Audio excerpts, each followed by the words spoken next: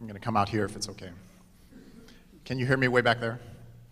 So thank you all so much for spending this time with me. 16 years ago, I was a fresh-faced young man. I walked into the World Bank to work there for the first time. I was just back from living and working here, Santa Cecilia, Colombia, on an agricultural development project. I was impatient for development. The director of external relations for the World Bank gave us an orientation session on the first day, and he said something that shocked me. He said, you know, the fundamental purpose of this institution for most of its history, the reason that skeptical donors have supported it at the base has been communist containment, in those words. Now, this was 1996, so that reason was already fading. The whole aid world needed a new rationale. It needed a way to explain itself to voters. And 4 years later, it got that from this group. This is the Millennium Summit here in New York City, 2000, the largest ever gathering of heads of state, came together, Bill Clinton and Tariq Aziz in the same room, to issue the Millennium Development Goals, a set of global, quantitative, time-bound targets for development. Group pledged to do things like cut poverty in half by 2015, get all young children into school by 2015. Now here we are, 2015 is around the corner, the Millennium Development Goals are about to expire, and the central vision, the guide star of foreign aid is up for grabs. You guys are going to shape that. And I want to put forward that there are, broadly speaking, two big social movements that are competing for your support. The first of these you might call the goals movement. So this emerged from the OECD. They were the ones who proposed the proto-Millennium Development Goals, the United Nations and the NGO community in the mid to late 1990s. And again, very broadly speaking, sketching, this movement is characterized by the view that development is a process of scaling known solutions. If we know how to educate children, that's something people figured out a long time ago. We know how much it costs to educate a child, and educating all children in the world is a matter of spreading that known solution globally. Because we know what to do and because we have the money, any failure to meet this goal is a moral one. It means we didn't have the moral fiber to stand up and do it. There's a focus on external inputs, resources as a sufficient condition for change. And accountability is murky. Accountability is opaque. The Millennium Development Goals are silent on the issue of exactly what country, agency, or person is responsible for meeting them, or who will be held to account if they are not met. Now, there's an alternative movement that you might call the evaluation movement, lots of names for it, that has also arisen over the last decade and a half. It has come primarily from academia, from parts of the World Bank and elsewhere. It's embodied today in places like Development Innovation Ventures at USAID, the Jameel Poverty Action Lab at MIT, the International Institute for Impact Evaluation, and the World Bank's DIME initiative. And in the evaluation movement, humility is the order of the day. The focus is on testing questions, trying lots of things, failing a lot of the time, clearly identifying and surviving failures, pushing resources towards things that seem to work well, pushing resources away from things that seem not to work well. And because of that, failure is not a moral issue, it's actually required. It's not optional. It's a welcome sign that learning is happening. The focus is on local outcomes as a sufficient condition for development happening, and accountability is clear. A lot of the discussion in the evaluation movement revolves around how to figure out exactly who caused exactly what, or exactly who did not cause exactly what. Now, here's one way to describe the difference between these movements. In the goals movement, and this is the central metaphor of Professor Jeffrey Sachs' book, The End of Poverty, poor places are like sick people. They're like patients, aid workers like physicians. Physicians have a range of known pre-tested solutions, and the challenge lies in a proper diagnosis, having the moral fiber to act, and getting the resources to do it. And once the sickness is cured, it's cured. People go on with their lives. In the evaluation movement, development is nothing like that. You might think of it more like a young family trying for the first time to do things they never did before, like raise a child to adulthood or build a trusting relationship. The first time they do these things, nobody really knows how to do them. They make a lot of mistakes. People in a family who mess up are held to account for it. And over time, iteratively and continuously, never ending really, as long as there's a family, they figure out things to do. Outsiders can help. Outsiders can inspire. They can suggest things for you. But unlike physicians, they can't actually do anything. No outsider can raise your children for you. No outsider can fix your marriage. Now, why do I say that these movements compete for your support? Why can't it be that they complement each other? The goals people raise the money, the evaluation people figure out what to do with it, and everybody works together. What I want to assert today is that these movements conflict as they currently exist, and that it's not coherent to fully support both of them as they exist now. And to argue for that, I want to tell you about a personal experience of mine, which was critiquing the evaluation strategy of the Millennium Villages Project. So it's come up. I think a lot of you know what the Millennium Villages Project is. It is a multi-sector, intensive, short-term package aid intervention going on right now in 14 village clusters across Africa. Started 8 years ago in Kenya and Ethiopia. It's on track to spend about $100 million. It's being run by the United Nations and Columbia University. And it intervenes in what Professor Sachs termed the big 5 areas: agriculture, education, health, water sanitation, and infrastructure, simultaneously, with the idea, the core principle being that the whole will be greater than the sum of the parts. Now, this project has gotten very high-level support. Here's Ban Ki-moon pumping water at the Mwandama cluster in Malawi. And it's made, from the outset, absolutely extraordinary claims of what it could do.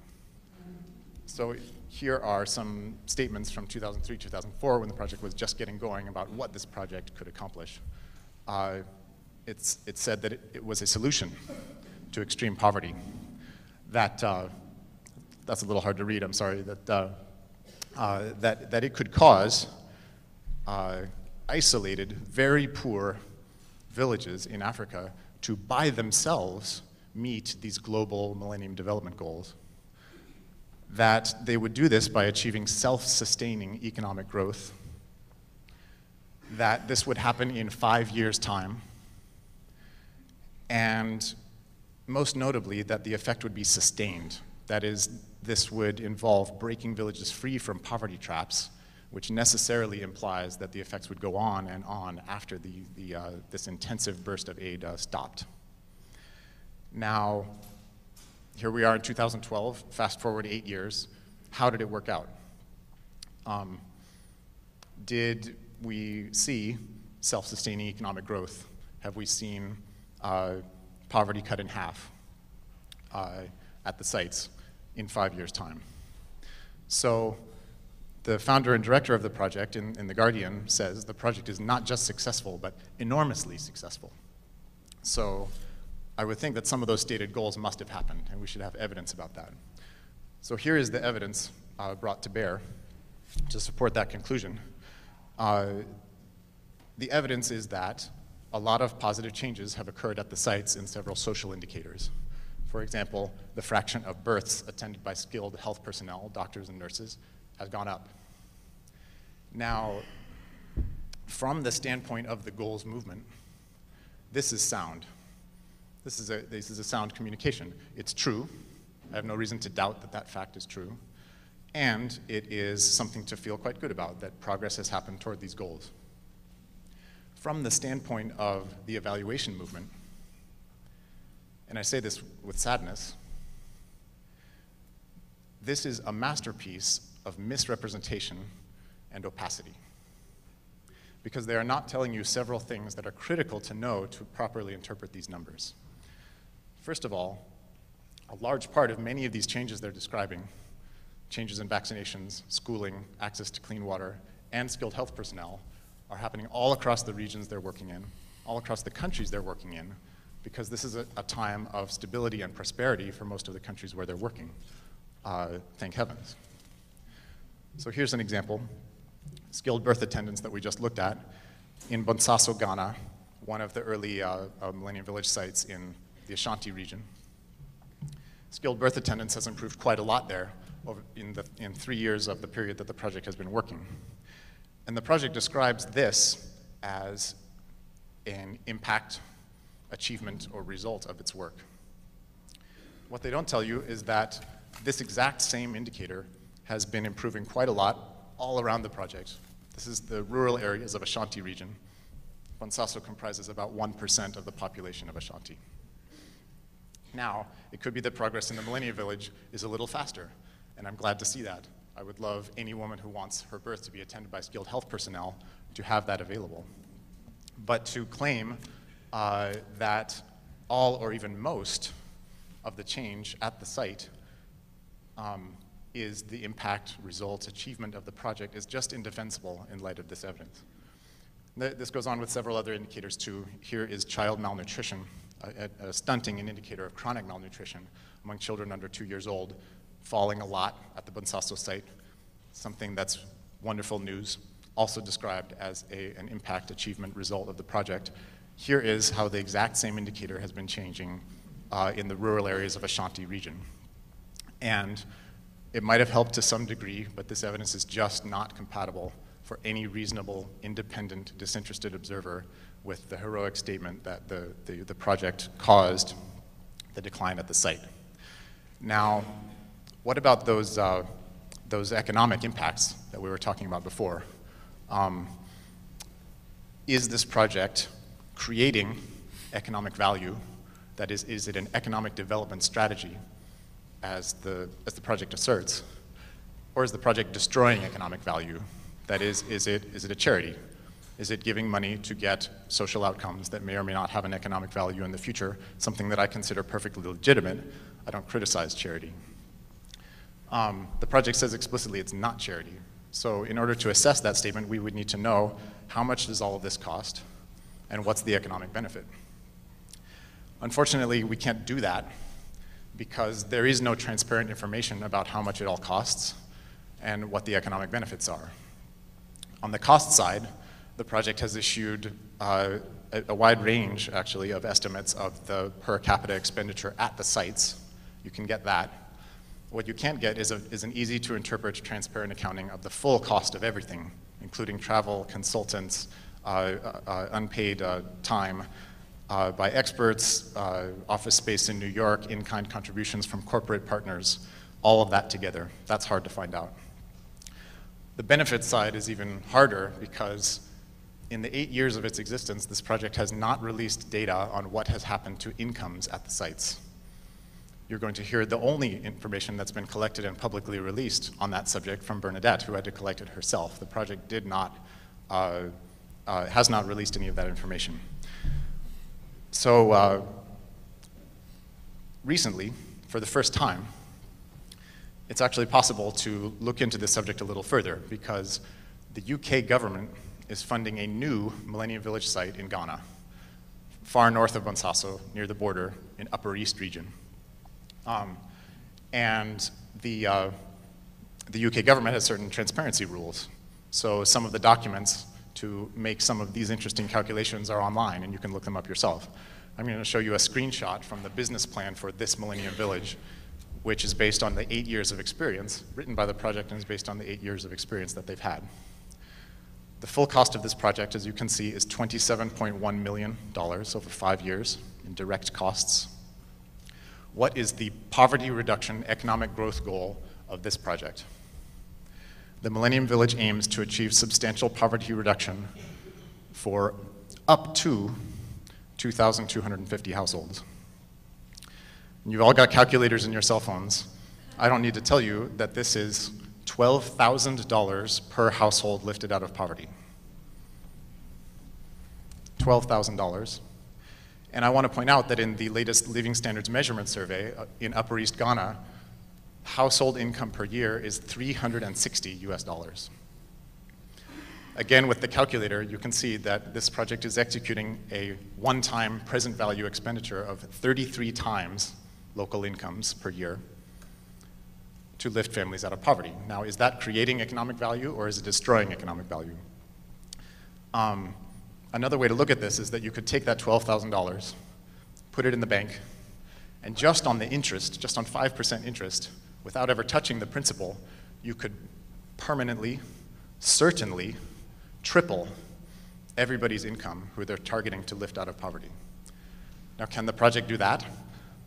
I'm skeptical. I don't know, because the project has not released any information about what's happened to incomes at the rest of the sites.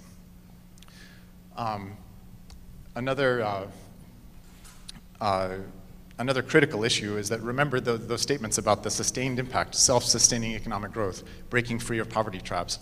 Those are inherently long-term claims. And yet, they make them based on an evaluation that has only happened while these expenditures have been flowing. Enormous expenditures relative to the local economy. And something that my co-author and I pointed out, which is just logic, in my opinion, is that those statements can't be evaluated while the money is flowing. You have to evaluate the claim that effects are sustained during the period that they're supposed to be sustained, that is after the money stops. And the project's reaction to this recommendation, I find illuminating. Here's what they said. This assertion cannot be taken seriously. It would be the height of folly to delay. Economists like Clemens and Demombine should stop believing that the alleviation of suffering needs to wait for their cluster-controlled randomized trials. Now, from the point of view of the goals movement, this makes perfect sense. This is reasonable. If you see yourself as taking to scale things that are absolutely known to work, and somebody is standing in the way of you alleviating suffering, they're promoting suffering. And that's ethically problematic, as this statement suggests that we are. From the standpoint of the evaluation movement, this statement is nonsense. It's nonsense. Diverting enormous resources away from other uses to a project based on claims that have not been evaluated and can't be evaluated. You can't evaluate long-term impacts with a short-term evaluation is not just problematic. I would even go further than that. I would suggest that it has ethical implications. And the reason is that aid money has always been scarce, is scarce, and always will be scarce. Diverting it massively to an intervention whose claims are supported only by confident assertions takes it away from things that are known to work, like the polio eradication campaign, or things that could be transparently shown to work. And that I consider ethically problematic. Now, sitting in this room, you might conclude that the fresh-faced young man who worked in Santa Cecilia, Colombia, has turned into a bitter old man. And you might be right about that. But actually, I'm more hopeful than that. I think that this could be done a lot better, and I think that you could be part of it, which is why I'm here to talk to you today. I have a lot of reasons to be hopeful. So one is, as I said, the Millennium Development Goals are expiring. For the second time in the history of foreign aid, really, the central guiding principle of foreign aid is up for grabs. You could shape that. You could be part of a new movement. A second thing that makes me hopeful, and this has been discussed fascinatingly by Yao, is that there are all kinds of new tools available to you that were not available when some of you were in diapers when they were formulating these goals. I'm talking about big data, open data, new technologies, more frequent household surveys, new analytical tools for establishing causal relationships that just weren't around at that time. And these things can make impact much more transparent than ever before. A third reason I'm hopeful is that the presidency of the World Bank is open. Now, the World Bank has been on both sides of this divide. Historically, factions in the World Bank have pushed the goals movement. Factions of the World Bank have been leaders in the evaluation movement. And really, the institution, as one of the main leaders of the aid movement, could go either way.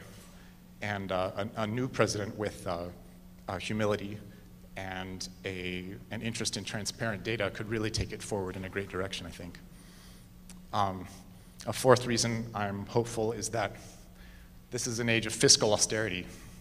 When the goals movement began in the mid-1990s, the order of the day was huge fiscal surpluses. Some of you are old enough to remember that. They were wondering what to do with all of the money. The world is totally different now, and I think that voters might be interested in some of the things that the evaluation movement has to say about clearly establishing transparent causal relationships.